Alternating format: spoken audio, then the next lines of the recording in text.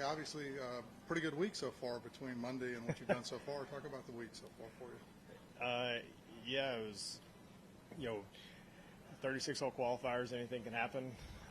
We had an unbelievable weather day. It was 70 degrees, overcast in Dallas, and I think anyone that's ever done that here can say that that's like a unicorn day. So that was a huge goal. Probably the biggest goal I had of the year is to play the Open up there.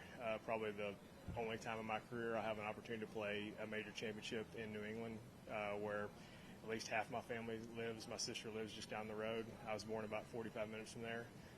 So, just to have an opportunity to be up there and the affiliation with Noble and, kind of everything that happens in the Boston area and just, probably one of the best sports towns. If not, I know I'm biased, but I'd say it's the best sports town, but I'd probably have some people argue with me. But, to kind of have that carry over into the week was nice to see and, take advantage of a day that we definitely haven't seen very often here. I was about to say, it has to feel good to take advantage of what you've got here. Like I heard you say, there's not a lot of wind out here today. You're not going to get them like this very often. Yeah, I had some good looks early, some, 8, 10, 15 footers, just kind of skirting the edge, lip outs here and there. It just kind of kept, continued doing. I felt good on the greens, felt good with my stroke, and nice time to see him start to fall in there towards the second half of the round. Yeah, what, it was birdies on 8, 9, and then it just kind of carried over in the pack. And yeah, I birdied 8, 9, and then 11, 12. Had a good look on 13, and I birdied 14, left it in the heart on 17, and then I made a nice putt on 18. Let's say, how does that feel to finish on a putt like that?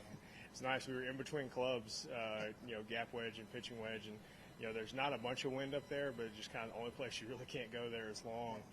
And I tried to kind of jam a gap wedge in there and kind of stood it up in there, and it had a little bit more spin on it than we thought. But, my caddy's done an unbelievable job reading the greens all week, and I rely on him a lot. And he said, man, it's going to break late, and I spit it out there, and, just hopefully is right, and it went right in the middle. Last thing for you. I mean, clearly you played Colonial quite a few times. This is your best round here, but you've had some struggles here, missed some cuts. What do you think was different other than just the weather today? Man, it's keeping the ball in front of you, and you get out of position. Not trying to do too much with it. Understand the value of par when you're out of position, but also understanding their correct sides to miss. Just depending on pin locations, and the short side's not always the worst place. The worst thing is where you want to get pitching back and over. Like 13 yesterday, I missed long and right, which seemed like the right place, but then you're chipping on a downslope straight downwind. The best spot to miss was in the left bunker. So it's just kind of like in looking from tee to green, that's the short side. But then you're hitting a bunker shot straight into the wind uphill.